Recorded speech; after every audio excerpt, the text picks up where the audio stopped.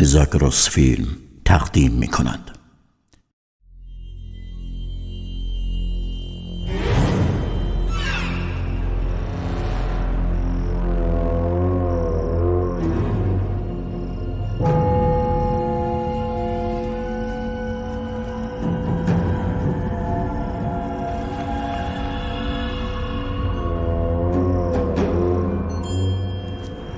من جستجوی خودم رو به دنبال پیدا کردن روح از یه قبرستون متروکه شروع کردم.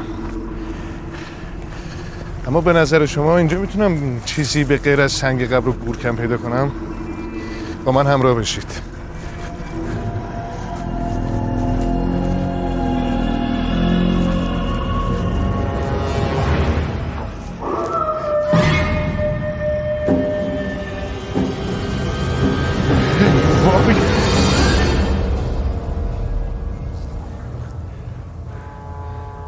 خیلی شانس آوردم، خیلی. راستش فکر کنم اصلا برای پیدا کردن روح جای مناسبی نرفته بودم.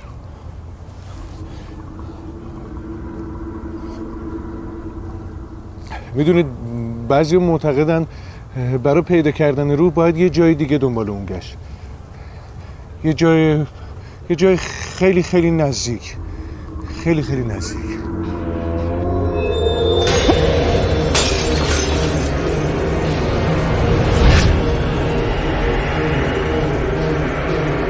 روح موجودی که تاکنون با هیچ چشمی دیده نشده، اما بیش از دیگر موجودات مرئی این جهان ذهن آدمی را به خود مشغول کرده است. معمای روح.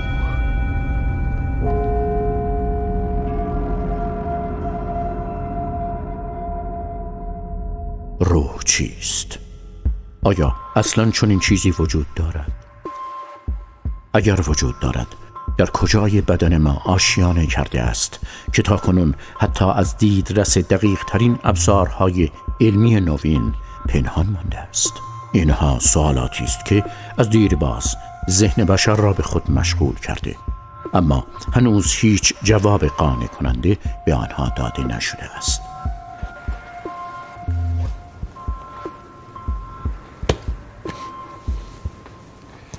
این که تا به حال هیچ پزشکی نتونسته روح رو با دستگاه‌های پیشرفته عکسبرداری ببینه یا اونو زیر تیغ جراحیش لمس بکنه، موجب شده ما نتونیم در این مکان آکادمیک حتی با وجود این کتاب‌های فوق سنگین مطالب قابل توجهی در مورد روح پیدا کنیم. بنابراین تصور مردم محدود شده به نقل‌ها و داستان‌ها. اما برخلاف علوم تجربی، فلسفه، عرفان و مذهب این پدیده رو لازمه شناخت انسان میدونن.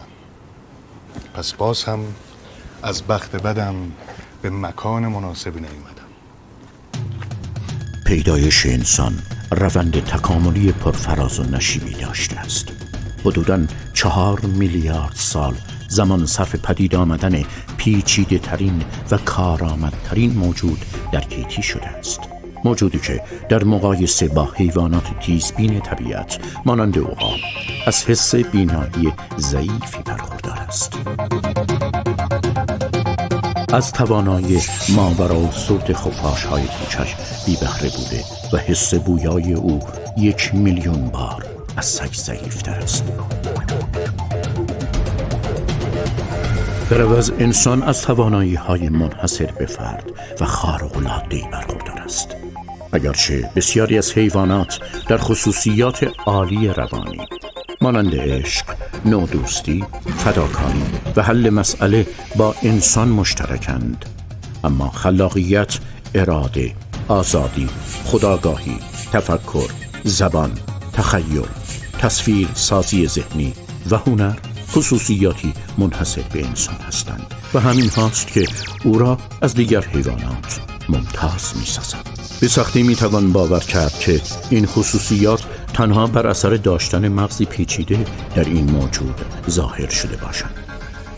این تصویر مغز یک سگه.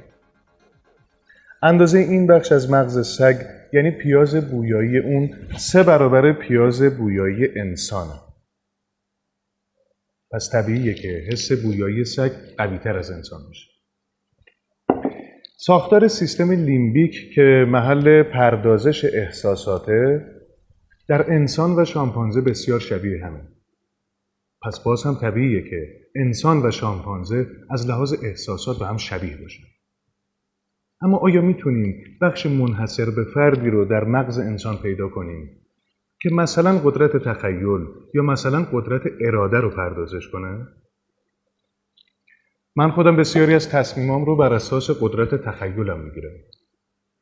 ولی آیا یک سگ و یا یک میمون هم دارای قدرت تخیل هستن؟ و اینکه آیا میتونیم برای توضیح این پدیده دنبال چیزی فراتر از سلولهای سفید و خاکستری این مغز بگردیم؟ خصوصیاتی مثل عشق و نفرت یا حتی حس معنویت خصوصیاتی مادی هستند. در نتیجه به وسیله علوم تجربی می شود آنها را به درستی شناسایی کرد. امروز دانشمندان می دانند که این احساسات نتیجه فعالیت بخشی از مغز به نام کورتکس سیستم لیمبیک است. اما به عنوان مثال در مورد آزادی و اراده چطور؟ آیا اراده ما هم صرفاً یک فرایند پیچیده مغزی است که شناخت دقیق آن ممکن باشد؟ یا عاملی غیر مادی و جدای از ساختار مغز آن را ایجاد می‌کند؟ دو نگرش متفاوت در مورد خصوصیات عالی یا روان انسان در میان اندیشمندان رایج است. دانشمندان علوم تجربی اغلب با نگرش وحدتگرا یا مونیست موافقند. آنها بر این باورند که تمامی خصوصیات روانی انسان از مغز وی منشأ می‌گیرد و برای توضیح این خصوصیات هیچ نیازی به وجود عاملی غیر مادی به نام روح نیست. بر اساس این باور روان ما همان کار کرده عالی مغز ماست. میان روان و جسم تفاوتی وجود ندارد و هر دو مادی هستند. از این رو آنها کلیه موجودات زنده را به شکلی دارای روان می‌دانند. با این تفاوت که روان موجودات پیچیده تر مانند پستانداران در مرتبه بالاتر از موجودات ساده مثلا ماهی‌ها یا گیاهان قرار دارد و تفاوت روانی تفاوتی کمی است و ناکیفی. این همان تفسیری است که روانشناسان امروزی از جسم، ذهن و روان آدمی دارند. اما گروه دیگری از اندیشمندان که به دوگانه گرایان یا دوالیست ها مشهورند، روح را وجودی کاملا مستقل از جسم می‌دانند، چیزی که برای جسم به مانند راننده‌ای برای اتومبیل میباشد. عملکرد اتومبیل تحت ضوابط دنیا مادی است، اما کار روح مستقل از این ضوابط است. از نظر دانشمندان علوم تجربی هیچ پدیده‌ای نیست که قانون یا ضابطه بر رفتارش حاکم نباشد. به همین دلیل دانشمندان واژه روح را از کتب خیش خط زده و به جای آن از کلمه مایند یا ذهن استفاده کردند. مفهومی که نه حاصل عملکرد یک موجود بی‌ضابطه، بلکه حاصل مجموعه‌ای از میلیاردها میلیارد ارتباط الکتروشیمیایی میان سلول‌های مغزی انسان است. گرچه این شبکه به شکلی حیرت‌آور پیچیده است، اما آنها امیدوارند روزی بتوانند ساختار و عملکرد دقیق آن را کشف کنند. به عبارت دیگر، از نظر دانشمندان رفتار همه اجزاء طبیعت ضابطه‌مند است و عامل بی‌ضابطه‌ای در طبیعت وجود ندارد. ولی من حداقل یک مورد در تاریخ علم سراغ دارم که ضابطه‌مند بودن اجزای جهان نقض شد، اما امروز همه اونو به عنوان یک قانون پذیرفتن. همه دانشمندان قانون عدم قطعیت. در سال 1925 هایزنبرگ و همکارانش نظریه عدم قطعیت را ارائه دادند. آنها مدعی شده بودند که به هیچ وجه نمیتوان هم سرعت و هم محل دقیق الکترون و دیگر ذرات بنیادی را پیش بینی کرد و در واقع وضعیت آنها اتفاقی است. این نظریه جنجال برانگیز عکس العمل تندی را از سوی دیگر دانشمندان به همراه داشت.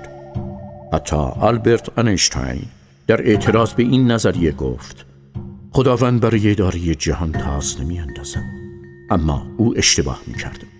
امروز تئوری عدم قطعیت به یک حقیقت علمی تأیید شده بدل گشته و حتی راه خود را به فناوری‌های مدرن باز کرده است. جالبه، قانون عدم قطعیت درست مثل این که بگیم قانون بیقانونی، اما به هر حال حقیقت داره.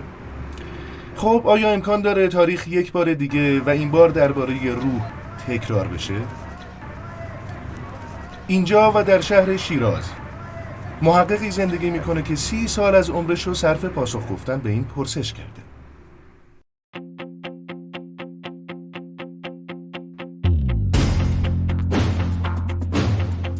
دکتر کریم رستگار تلاش می کند تا برخلاف دیگر دانشمندان وجود روح را به عنوان موجودی کاملا مستقل از بدن اثبات کند.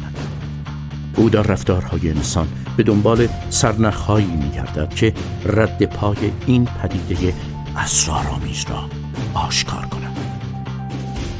من تلاش کردم قبل از هر چیز برای یک سوال اساسی که مونیست‌ها و دوالیست‌ها در آن اختلاف نظر دارند جواب پیدا کنم. اینکه آیا برای شناخت خصوصیات عالی روان انسان اصلا الزامی به پذیرش دخالت عاملی غیر از ساختار بدنی وجود داره یا نه؟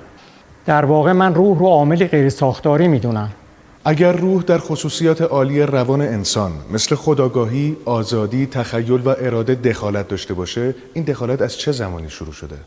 برای پاسخ به این سوال باید تاریخ تکامل نسل انسان ریخت‌ها یا هوموئیدها رو بررسی کرد. حالا دو حالت وجود داره. یا میتونیم نقطه مشخصی رو در تاریخ تکامل انسان پیدا کنیم که در اون زمان این موجود روح پیدا کرده و در نتیجه کیفیت روانی اون به طور کل متحول شده، و یا نه. ممکنه همه این تغییرات کاملا تدریجی اتفاق افتاده باشه. در این صورت مجبوریم بپذیریم که تفاوت بین گونه‌های مختلف فقط زایده پیچیده شدن ساختار مغزشون در طی تکامله و از نظر داشتن روح یا نداشتنش با هم هیچ تفاوتی ندارن. پس بذاریم ببینیم آیا میتونیم همچین نقطه‌ای رو در تاریخ تکامل روانی انسان پیدا کنیم یا نه. خانواده انسان ریخت‌ها در حدود 8 تا 6 میلیون سال پیش از رده میمون‌ها یعنی گوریل‌ها و شامپانزه‌ها جدا شدند. آنها در ابتدا روی درختان جنگل‌های استوایی آفریقا زندگی می‌کردند، اما تغییر جهانی آب و هوا این جنگل‌ها را به بوته‌زارهایی با درختان کوتاه تبدیل کرد. انسان ریخت‌ها که ناچار به انطباق خود با این محیط جدید بودند، از بالای درخت‌ها به روی زمین مهاجرت کردند و ساختار بدنی آنها به تدریج تغییر کرد تا بتوانند روی دو پای خود بایستند. بدین صورت آنها می توانستند از لابلای علف‌ها برخیزند و با نگاه کردن به دشت مراقب نزدیک شدن شکارچیان باشند. حالا دیگر دستان آنها آزاد شده بود تا بتوانند غذا و اشیاء پیرامون را در دست بگیرند. راه رفتن روی دو پا کاهش مصرف انرژی را به دنبال دارد. حرکت به سوی ایستادن روی دو پا از حدود 5 میلیون سال پیش آغاز شد. اما در واقع گونه‌های استرالوپیتکوس ها که همگی علفخوار بودند و از 4 تا 1.5 میلیون سال پیش در آفریقا زندگی می‌کردند، نخستین انسان ریخت‌هایی بودند که به طور کامل روی پا ایستادند. از میان آنها این زن جوان به نام لوسی به شهرت رسیده. او 3,600,000 سال پیش زندگی کرده تا امروز که در موزه نگهداری می‌شود. انسان ریخت‌های اولیه از نظر ظاهر بدنی به گوریل‌های امروزی شباهت داشتند و اندازه مغز آنها نیز تفاوت چندانی با شامپانزه و گوریل‌ها نداشته و در حدود 300 تا 400 گرم بوده است. در ایستگاه بعدی تکامل انسان ریخت‌ها شکل فک و دندان این موجودات تغییر کرده که نشان از تغییر رژیم غذایی آنها دارد.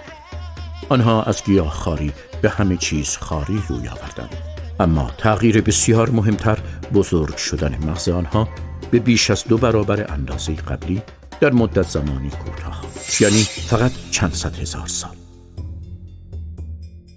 حالا دیگر آنها مغزی به وزن 900 گرم داشتند به انسان ریخت‌هایی که مغزی سنگین‌تر از 600 گرم داشته باشند هومو گفته می‌شوند.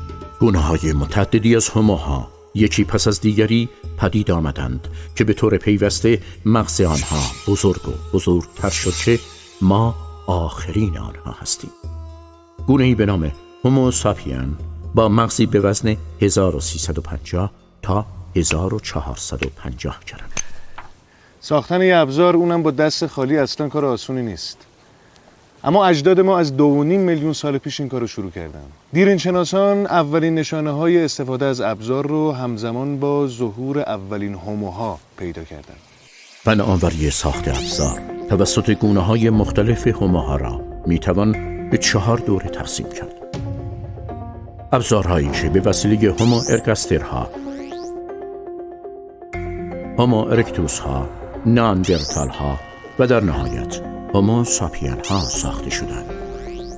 در تاریخ تکامل موجودات زنده، همواره تغییرات آب و هوا و محیط پیرامون موجب انقراض گونه‌های قدیمی و پدید آمدن گونه‌های جدید شده است. بدیهی است که گونه‌های جدید از توانایی‌های بالاتری برخوردارند تا بتوانند خود را با محیط زندگی جدید وفق دهند. این پدیده در مورد گونه‌های مختلف هومو نیز اتفاق افتاده است. آنچه در بررسی اجداد انسان اهمیت دارد نه تنها ظاهر بدنی است، بلکه رفتار آنها برای بقا و ساخت ابزار است.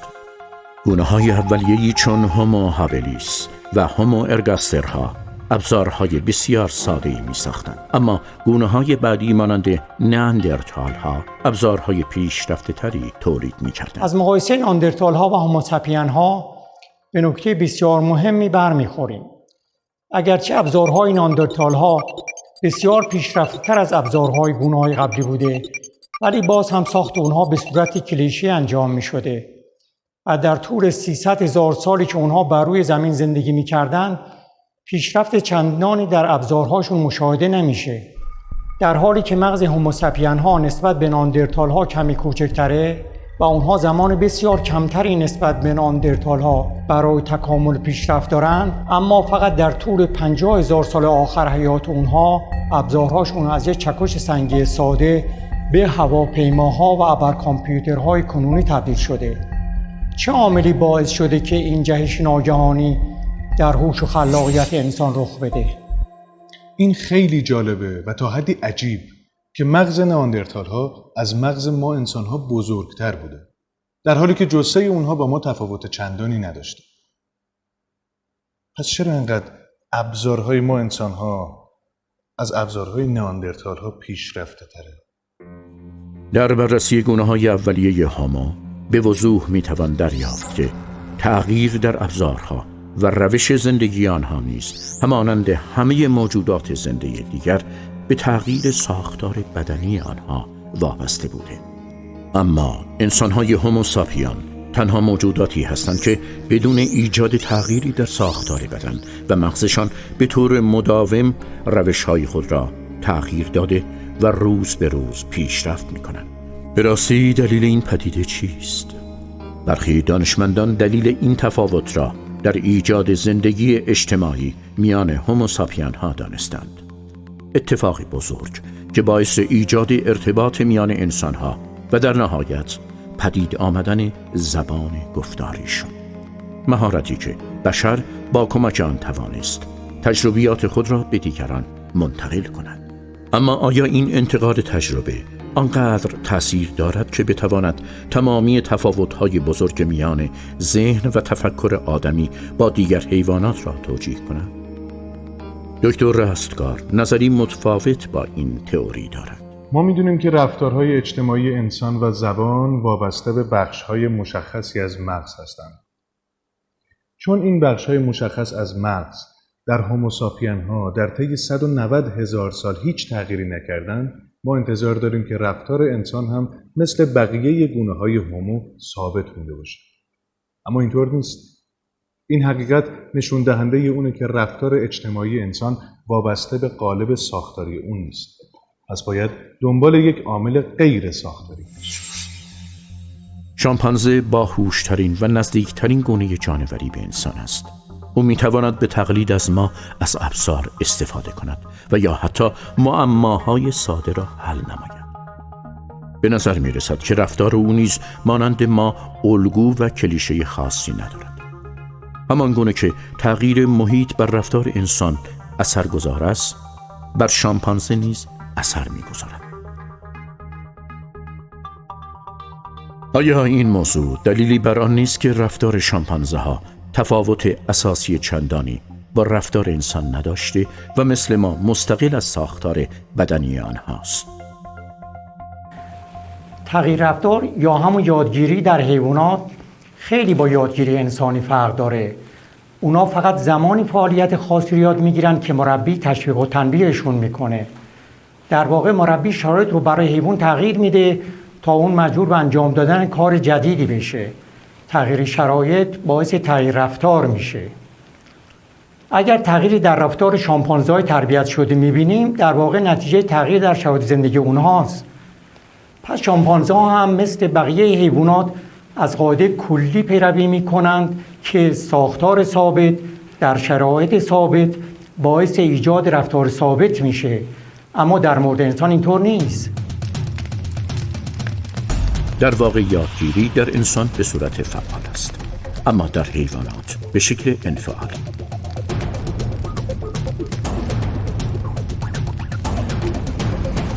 اگر یک انسان از بدو تولد در جنگلی دور افتاده در میان قبایل اولیه زندگی کرده باشد، اما سالها بعد به جامعه متمدن امروزی برگردانده شود، اگر اراده کند میتواند شرایط زندگی خود را کاملا تغییر دهد. زبان بیاموزد، بخواند، بنویسد و حتی استاد دانشگاه شود، در حالی که شامپانزه حتی اگر تمامی عمر خود را در کنار انسانها سپری کند به هیچ وجه چنین توانایی هایی ندارد. پس به نظر می رسد که اثر محیط بر شامپانزه و انسان دارای تفاوتی اساسی است. مسلماً تغییر شرایط هم رفتار انسانها رو تغییر میده و هم رفتار حیوانات رو. اما بین اونها یه تفاوت اساسی وجود داره. انسان خود شرایط زندگیش را تغییر میدهد، اما حیوانات این توانایی را ندارند و مجبورند به خاطر تغییر محیط رفتارهای خودشان را تغییر دهند. یعنی در انسان اول تغییر رفتار رخ میدهد و بعد تغییر محیط، ولی در حیوانات اول تغییر محیط اتفاق میافتد و بعد تغییر رفتار.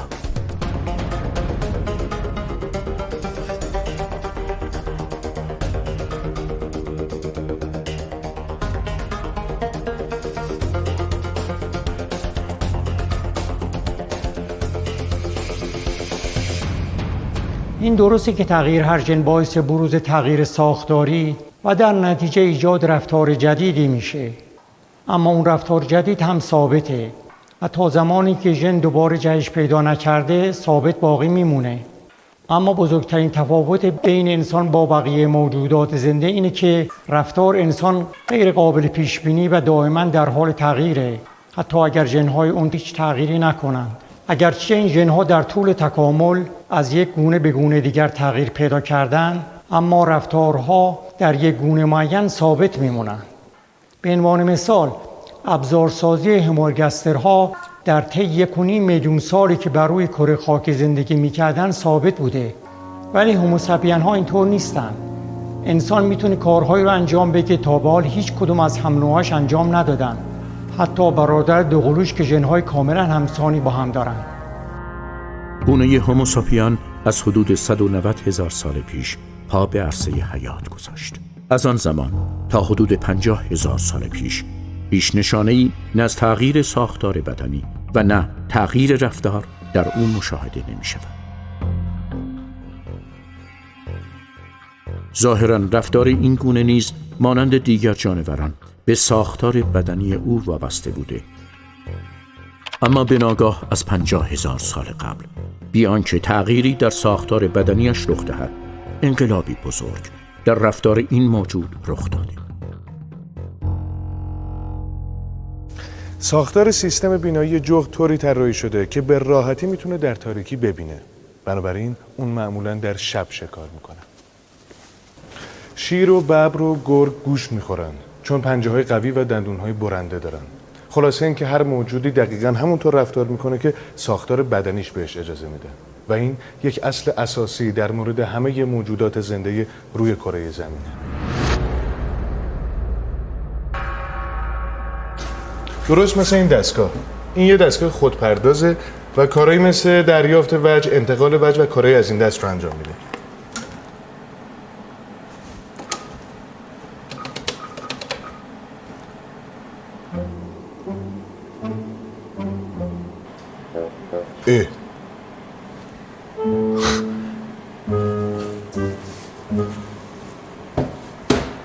یعنی چی؟ چه خودپرداز رمانتیکی؟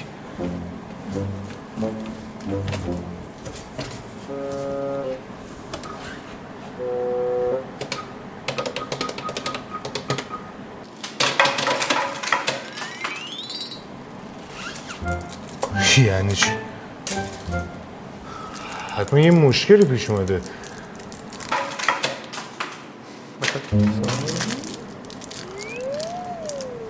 میگم امکان نداره یه دستگاه ساده با هر بار امتحان کردن یه کارایی جدید داشته باشه. داره؟ نداره.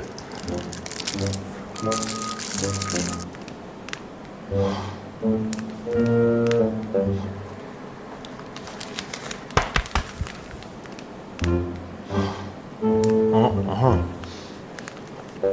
دیدیم بهتون گفتم امکان نداره، دوربین مخفی بود. در میان موجودات زنده فقط یک گونه است که میتواند با وجود داشتن ساختاری مشخص و ثابت رفتارهای گوناگون و غیر قابل پیش بینی از خود نشان دهد. شواهد فسیل شناسی و باستان شناسی نشون میده که در حدود 50,000 سال پیش به طور ناگهانی تغییراتی در رفتار انسان به وجود اومده، به طوری که برای اولین بار رفتارهای یک موجود زنده از محدودیت‌های ساختار بدنی اون آزاد شده. انقلاب بزرگی که 50,000 سال پیش در رفتار انسان رخ داد، این گونه را به دو نیمه تقسیم کرد: انسان قدیم و انسان مدرن. شواهد دیرین شناسی نشان می‌دهد که رفتار و ابزار انسان قدیم تغییر چندانی در طی زمان نداشته. در واقع ابزار و مصنوعاتی که انسان قدیم می ساخته بسیار مشابه آن چیزهایی است که انسان‌های پیش از آن یعنی نئاندرتال ها می ساختند، چرا که مغز آنها بسیار مشابه هم بوده است. دقت و ظرافت به کار رفته در ایجاد سوراخ روی صدف‌های این گردنبند متعلق به حدود 90,000 سال پیش با صدف‌های 30,000 سال بعد از خود قابل رقابتند، اما به هیچ وجه با فناوری انسان مدرن قابل مقایسه نیست. اگر هزاران جانور از یک گونه در قاره‌های مختلف جهان زندگی کنند، رفتار، تغذیه، تولید مثل و زندگی خانوادگی آنها تقریباً با یکدیگر مشابه خواهد بود و تنها تفاوت‌های مختصر میان آنها مربوط به محیط زندگی است. اما انسان مدرن این چنین نیست. غارهای لاسکو در جنوب فرانسه نخستین بارقه‌های طلوع هنر در تمدن بشری را در خود جای دادند. این انسان مدرن است که برای اولین بار میتواند تصمیم بگیرد به شکار برود یا در غار مانده و خاطره به جا مانده از شکارهای پیشین را به تصویر بکشد. قدرت تصویرسازی، تفکر سمبولیک و خلاقیت مهمترین خصوصیات ذهن انسان مدرن هستند که در آثار هنری مثل نقاشی‌ها، مجسمه‌ها و زیورآلات و ابزارها به خوبی قابل مشاهده هستند. همه اینها وابسته به قدرت تخیل آزاد انسان است. تخیل بزرگترین تفاوت میان انسان و دیگر حیوانات است. ابزاری شگفت‌انگیز که به او اجازه می‌دهند از مرز واقعیت‌های قابل مشاهده پیرامون خود عبور کرده و به حقایق پنهانی دست یابد. با کمک قدرت تخیل است که او می‌تواند از یک سو ابداعات شگفت‌انگیز و سوی دیگر آرمان‌های بزرگی را برای خود و جامعه خویش خلق کند. از این رو علم و هنر به عنوان شگفت‌انگیزترین جلوه‌های حیات انسانی پیشران تمدن بشری بوده است. شواهد باستان شناسی نشان می‌دهد که حتی در نقاط مختلف اروپا ساخت ابزار، روش‌های شکار، شیوه‌های طبخ غذا و حتی سبک آثار هنری بجامانده با یکدیگر متفاوت بوده و هر فرد هویت و رفتار خاص خود را در پیش گرفته است. به عبارت دیگه افراد علی‌رغم داشتن ساختار بدنی مشابه رفتارهای متفاوتی داشتند، امری که در هیچ کدوم از انسان ریخت‌های دیگه مشاهده نمیشه. حال سوال اساسی که اینجا مطرح میشه اینه که اگر تفاوت ساختار خاصی در بدن هوموساپین قدیم و جدید وجود نداره، پس چه عاملی باعث این تغییر رفتار میشه؟ برخی دانشمندان تغییر ناگهانی در رفتار انسان‌های 50,000 سال قبل را مهبانگ ذهن، برخی جهش بزرگ و بعضی دیگر انقلاب فرهنگی می‌نامند. با توجه به اینکه هیچ گونه شواهدی مبنی بر تغییر ساختار بدنی این گونه وجود ندارد، آیا این تغییر ناگهانی می‌تواند نظریه تکامل تدریجی داروین را زیر سوال ببرد؟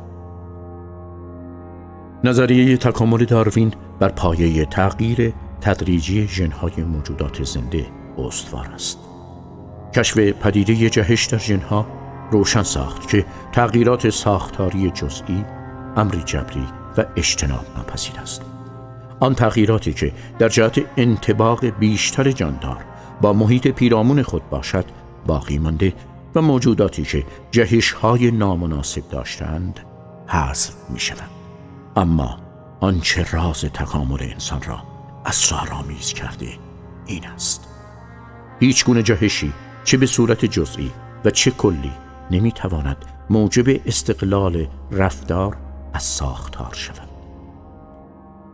پس چگونه است که تاریخ تکامل انسان چنین تغییر ناگهانی را تجربه کرده است؟ طرفداران نظریه داروین این تغییر را چگونه تبیین می‌کنند؟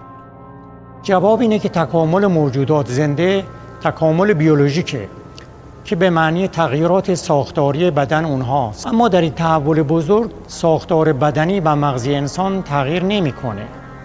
پس این تغییرات ارتباطی با تکامل ساختاری که داروین به دنبال تبیین آن بود نداره و بررسی اونها تحت قوانین تکامل داروین یک کار کاملا بی‌معنیه.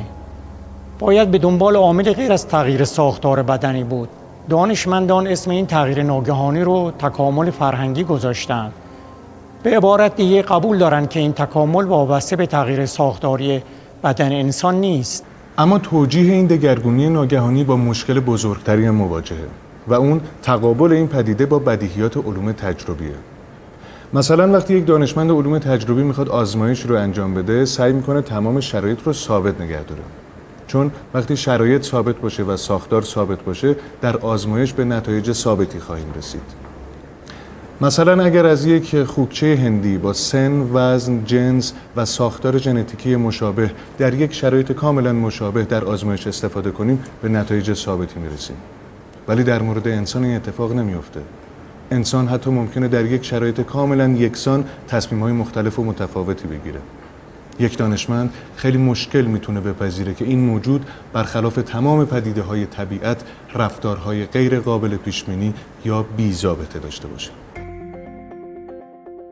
دانشمندان برای توجیه تغییر رفتار انسان دلایل مختلفی از جمله پیدایش زبان، تغییر ساختار مغز، تغییرات ژنتیک و تغییرات محیطی را ذکر کردند. اما این دلایل همگی بر فرض پیدایش ساختاری جدید و پیچیده در انسان استوارند. در حالی که بر اساس قاعده ضابطه‌مندی علوم تجربی ساختار جدید هر چقدر هم که پیچیده باشد باز هم باید رفتاری ثابت داشته باشد. با مقایسه روابط اجتماعی میان جانوران و انسانها میتوان تفاوت در وابستگی میان ساختار و رفتار را مقایسه کرد. به عنوان مثال، اگر در یک گونه جانوری وزن نرها بیشتر از ماده‌ها باشد، یک حیوان نر سرگروه می شود. اگر این تفاوت وزن و نیروی بدنی بسیار بیشتر باشد، به احتمال زیاد آن حیوان نر بیش از یک همسر خواهد داشت. اما در مورد انسان چنین نیست. در هر دوره تاریخی از اقوام و تمدن‌های مختلف، آیین‌ها و روابط اجتماعی، انسان‌ها متفاوت و متغیر بودند. علیرغم ساختار بدنی تقریباً یک نواخت میان انسان‌ها، در بسیاری از اقوام زن سالاری رواج داشته و در بسیاری دیگر مرد سالاری و یا تناوبی از این دو.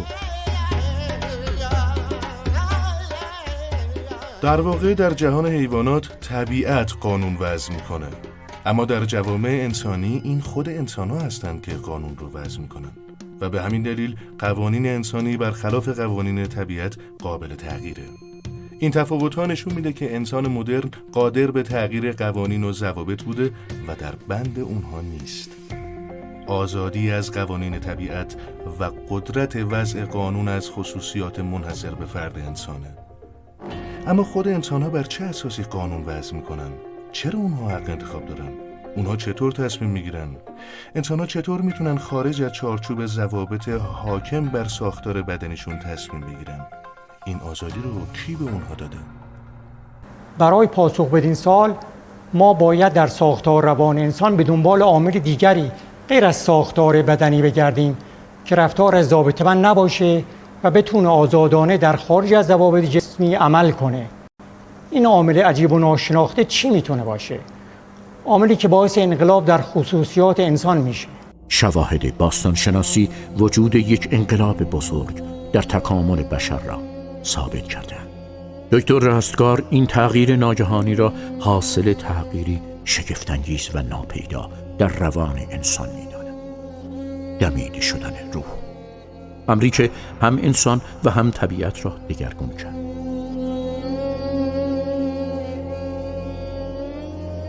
این دگرگونی ناگهانی در دوران آرامش طبیعت، یعنی در میان دوران‌های یخبندان اتفاق افتاد و هوموساپین قدیم را به انسان مدرن تبدیل کرد. برای صدها میلیون سال طبیعت ساختار و رفتار جانوران را تغییر داده بود. اما اینک برای اولین بار در تاریخ انسان بود که طبیعت پیرامون را تغییر میداد.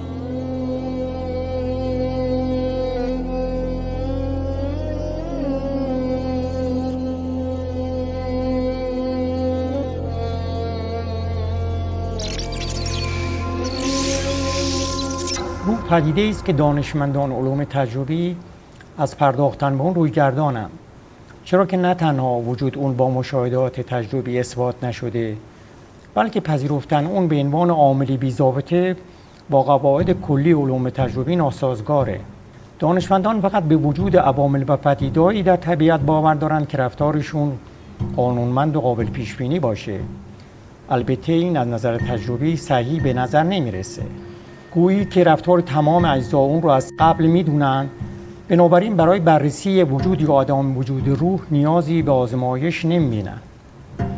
اونها روح رو فقط منحصر به مذهب و اعتقادات ماورایی میدونن، اما بر اساس شواهدی که ارائه شد دیدیم که اینطور نیست. این تصور که تمامی پدیده‌های طبیعت دارای رفتاری ضابطه‌مند میباشند، تصوری برخلاف شواهد تجربی بوده و غیر علمی است. اگرچه این واقعیت خوشایند برخی دانشمندان نیست، اما حقیقتی است غیر قابل انکار. در واقع علم نه بر اساس خوشایند افراد، بلکه بر اساس شواهد تجربی بنا می‌گردد. اغلب مذاهب روح را حقیقتی انکار ناپذیر می‌دانند.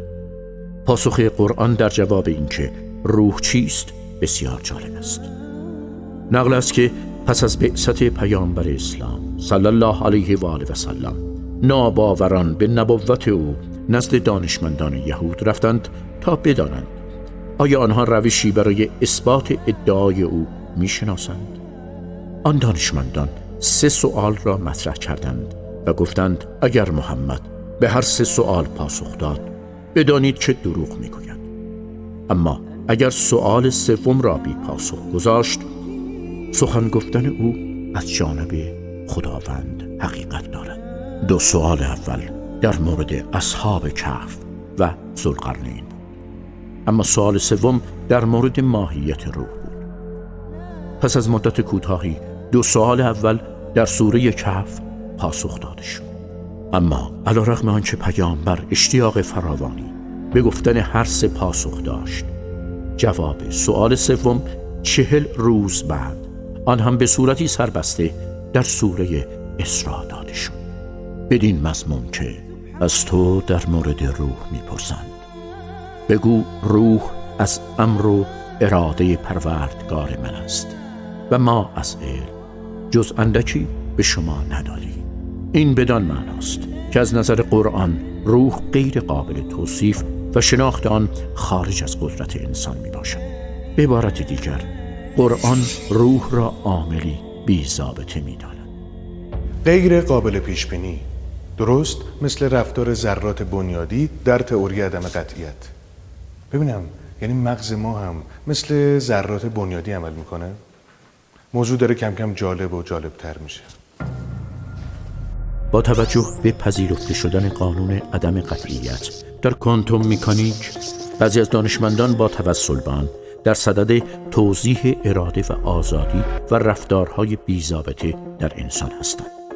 آنها معتقدند که خصوصیات میکروتوبول‌ها که تعیین کننده بسیاری از مکانیزم‌های سیستم عصبی و در نتیجه رفتار انسان میباشند، بر پایه اصول کوانتوم مکانیک قرار دارند.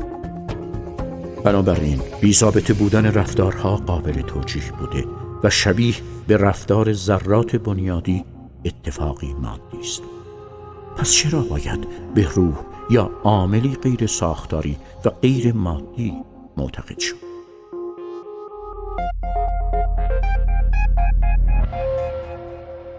من با این نظر موافق نیستم، چون نکته مهمی که ما در بررسی‌های خود دیدیم وجود رفتارهای بی‌ضابطه منحصراً در انسانه و هیچ حیوان دیگری دارای رفتار بی‌ضابطه نیست. اگر قوانین عدم قطعیت مکانیک کوانتوم در سیستم عصبی حاکم بود، رفتار بی‌ضابطه نه فقط در انسان بلکه در تمامی حیوانات باید وجود می داشت. اما یک تردید پذیرش نظریه دکتر رستگار را دشوار می کند.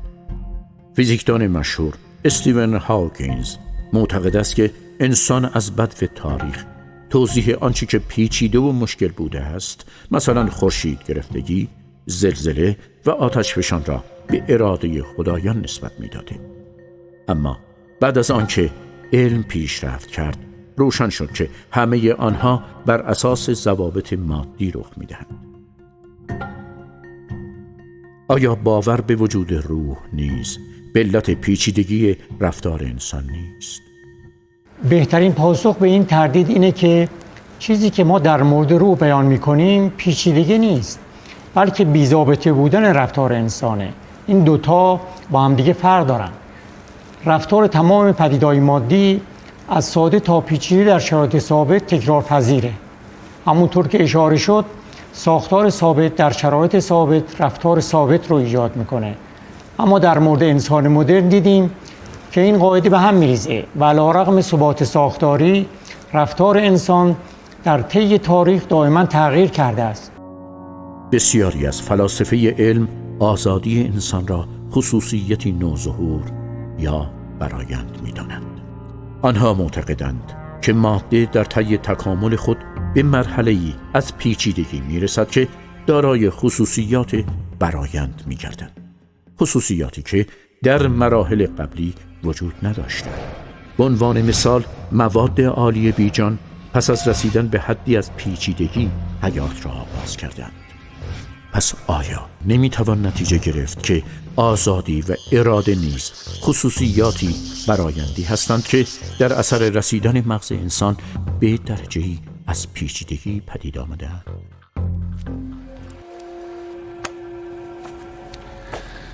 اما دکتر رستگار با این نظر موافق نیست و برای پاسخ به اون از یک قاعده منطقی استفاده میکنه.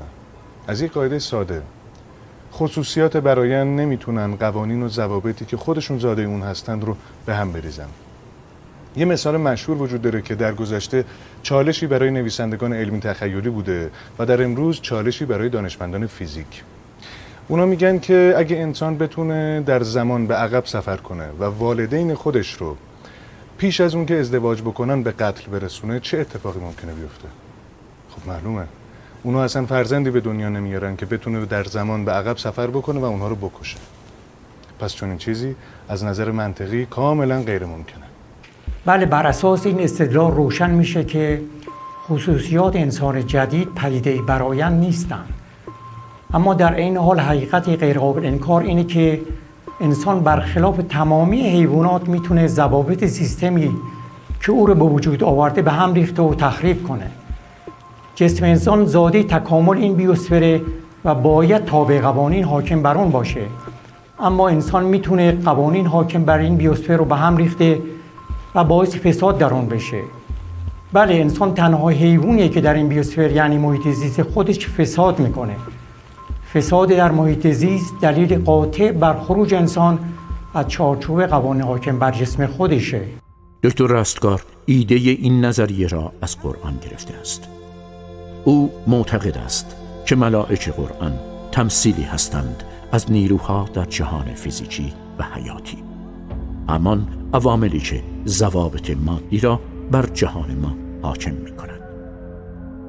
در داستان خلقت آدم، همین که آنها میفهمند در انسان روح دمیده شده و از حاکمیت آنها آزاد است، اعتراض می کنند که او خون می ریزد و فساد می کند. اما همگی پس از درک قدرت انسان در شناخت حقایق هستی لب فرو بسته و تسلیم شدند، جز شیطان که به بهانه بروز خونریزی و فساد به آزادی بشر اعتراض کرده و از اطاعت خداوند سر باز زد و از درگاه او رانده شد.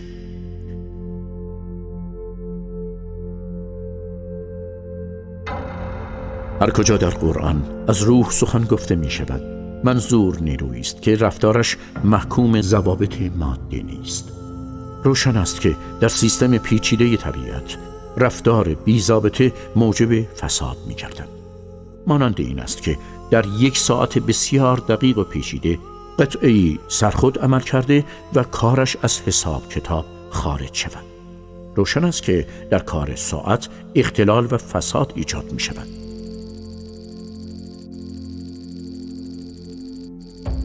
با توجه به شواهدی که ذکر شد، مغز انسان جایگاه حلول پدیده بی‌ضابطه است که ما نام اون رو روح گذاشتیم.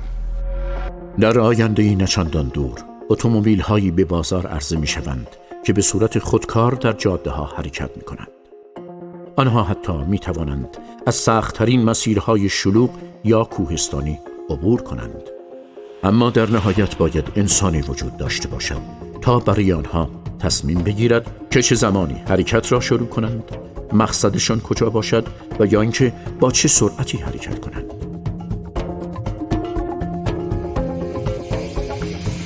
این انتخاب انسانی ممکن است فقط محدود به لمس کردن یک کلید باشد، اما همین کارهای ظاهراً کوچک میتواند تأثیر قاطعی بر عملکرد ماشین داشته باشد. پلس‌های الکتریکی بسیار ضعیف در مغز کوچک یک خلبان میتواند تصمیم بگیرد که این وسیله نقلیه عظیم کجا برود و چه کارهایی انجام دهد.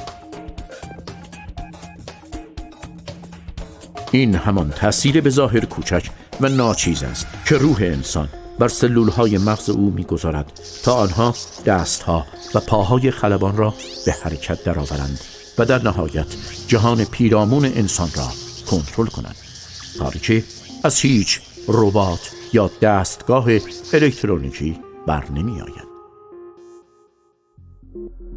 عملکرد ربات یا هر دستگاه پیشرفته الکترونیکی وابسته به الگوریتم‌هایی است که رفتارش رو تعریف می‌کنه. الگوریتم در واقع همان ضوابط رفتاری است. هرچه الگوریتم‌ها پیچیده‌تر باشند، کار دستگاه پیشرفته‌تره. اما تصمیم‌گیری ارادی یعنی کار بی‌ضابطه و خارج از الگوریتم. آیا رباتی هر چند پیشرفته رو میتوان تصور کرد کاراش خارج از الگوریتم‌های تعریف شده باشه؟ مسلماً خیر. تأثیر روح بر مغز انسان درست مثل تأثیر راننده روی یک اتومبیله. اگر اتومبیل تصادف کنه، پلیس اتومبیل رو مقصر میدونه یا راننده رو؟ خب مسلمه که راننده رو.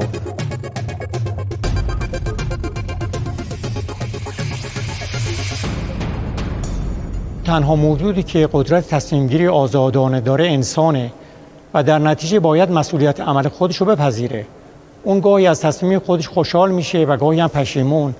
ما در بسیار از مواقع از کرده خودمون پشیمون میشیم، چرا که مسئولیت عملی رو که انجام دادیم میپذیریم و قبول داریم که میتونستیم عمل دیگری انجام بدیم. برای هیچ جاندار دیگری پشیمونی معنی نداره. اگر ما قبول کنیم که در کارها مسئول هستیم، در مغز ما هم همین امکان برای روح وجود دارد. روح میتواند رفتار ما را از زیر کنترل جسم خارج کرده و به دست گیرد. ما به صورت غریزی در هنگام عصبانیت رفتاری پرخاشگرانه داریم، اما میتوانیم از غریزه خارج شده و رفتارمان را کنترل کنیم. برخی دانشمندان حیواناتی همچون شامپانزه، گوریل و حتی سگ را دارای اراده می‌دانند. اما اگر چنین چیزی حقیقت داشت، حیوانات در برابر کارهای غلط خود باید محاکمه و توبیخ می‌شدند. اما به خوبی می‌دانیم که رفتار آنها ضابطه‌مند، دارای دلیل و بر اساس غریزه است و نه آزادی اراده. دکتر رستگار در تحقیقات گسترده خود یافته‌های بسیاری از نحوه تأثیر روح بر مغز انسان را آشکار کرده است. او حتی توانسته محل تأثیر روح بر مغز را کشف کرده و امواج حاصل از فعالیت‌های روح را ثبت نماید. تنها موجود زنده‌ای که می‌تواند تصمیم بگیرد بر غرایز طبیعی خود مانند خواب آلودگی و گرسنگی غلبه کند انسان است. الان ساعت 2 نصف شبه و من به شدت خوابم میاد، ولی نمیتونم کتابو بذارم کنار، چون فردا این مصاحبه خیلی مهم دارم. یه شغل خوب بهم پیشنهاد شده، معلومات زیاد میخواد.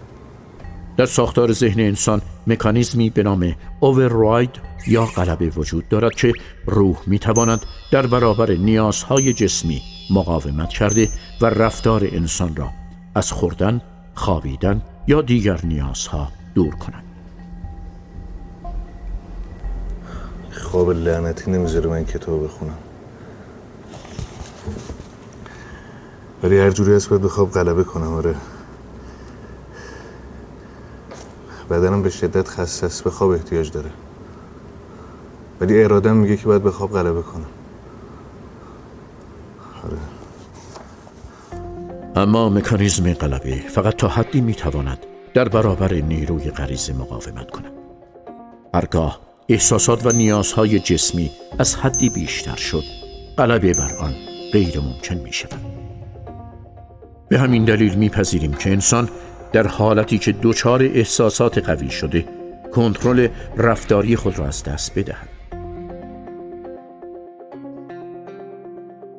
مکانیزم غلبه نشانگر درگیری دائمی روح با غرایز در روان ماست. گویی بسیاری از رفتارهای ما انسان‌ها حاصل این مکانیزم می باشد. اغلب آیین‌ها و مکاتب بشری به وجود این دوگانگی اشاره کردند. آنها مقابله روح و نفس را تعیین کننده رفتار انسان می دانند. وجود این اعتقادات نشان دهنده درک عمیق بشر از وجود مکانیزم غلبه در ذهن خویش است. فرایند غلبه زیربنای وجود آزادی در رفتار ماست. ما به همان اندازه که می توانیم در مقابل غرایز و ساختار فیزیکی خود غلبه کنیم، دارای آزادی هستیم. با توجه به اینکه این قدرت مقابله محدود است، آزادی عمل ما نیز محدود می باشد. ما تا حد معینی می توانیم در مقابل خواب مقاومت کرده به کار ادامه دهیم. پس از مدتی چه بخواهیم چه نخواهیم، خواب بر ما مستولی می گردد. از طرف دیگر قدرت غریزه برخلاف اراده محدود نبوده و در شرایط مختلف بسته به نیازهای جسمی قدرت آن تغییر می کند. با افزایش این قدرت آزادی ما محدود و محدودتر شده و در نهایت از بین می رود.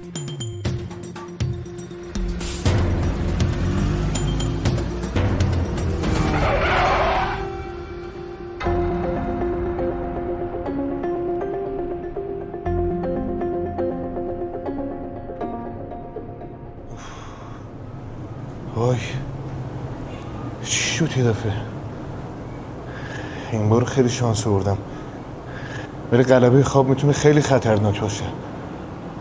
خدا. بر اساس نظریه دکتر رستگار، رفتارهای انسان مانند هر حیوان دیگری بر پایه غرایز استوار است، اما روح میتواند لگام روان انسان را در دست گرفته و بر رفتارهای غریزی غلبه کند.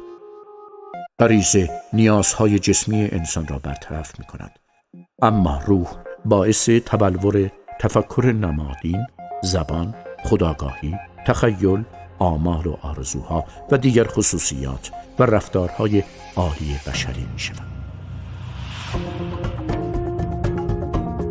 انسان‌های موفق می توانند بین این دو تعادل و همکاری برقرار کنند، اما بسیاری نیز در میان درگیری این دو سرگردانند. اغلب مشکلات بشر ناشی از سرگردانی بین اختیار روحی و اجبار غریزی است. مشکل ایجاد برقراری تعادل بین این دو باعث بروز ناراحتی‌های روانی در انسان است. اگر مشکل روانی در حیوانات وجود ندارد، دلیل آن است که آنها اختیار و اراده ندارند تا دچار سرگردانی انتخاب شوند. من برای یه مصاحبه شغلی دنبال یه لباس مناسب میگردم. موندم چی انتخاب کنم.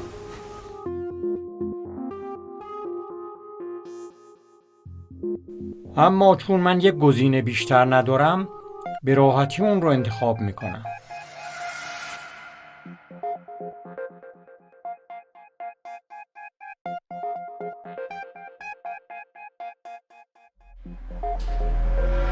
اما اگه نظریه دکتر رستگار رو بپذیریم، سوال بزرگی که پیش میاد اینه که روح چه جوری روی رفتار ما اثر میذاره؟